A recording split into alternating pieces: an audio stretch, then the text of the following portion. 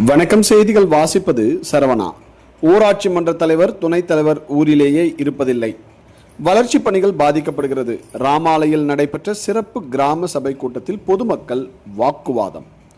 உலக சுற்றுச்சூழல் தினத்தை முன்னிட்டு தமிழக அரசு அனைத்து ஊராட்சிகளிலும் 5ஆம் தேதி வெள்ளிக்கிழமை 11 மணி அளவில் சிறப்பு கிராம சபை கூட்டம் நடைபெற வேண்டும் என உத்தரவிட்டிருந்தது. அதன்படி வேலூர் மாவட்டம் குடியாத்தம் ஊராட்சி ஒன்றியம் ராமாலை ஊராட்சியில் குடியாத்தம் வட்டார வளர்ச்சி அலுவலர் சத்தியமூர்த்தி தலைமையில் நடைபெற்றது.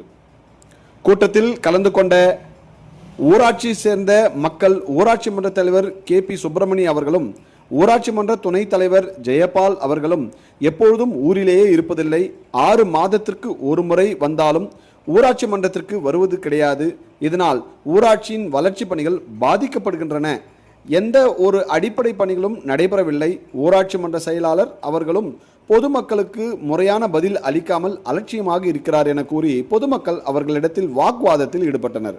கூச்சலும் வாக்குவாதங்களிலும் ஈடுபட்டு வந்த நிலையில் அப்பகுதியே பரபரப்பாக காணப்பட்டது. பின்னர் அங்கிருந்தவர்களிடம் பேசிய சத்தியமூர்த்தி, ஊராட்சி மன்ற தலைவர் மற்றும் துணைத் தலைவர் ஆகியோர் வரவழைத்து விசாரணை செய்து உரிய நடவடிக்கை எடுக்கப்படும் என உறுதியளித்ததன் பேரில் அனைவரும் கலைந்து சென்றனர். செய்திகளுக்காக 7 மலை.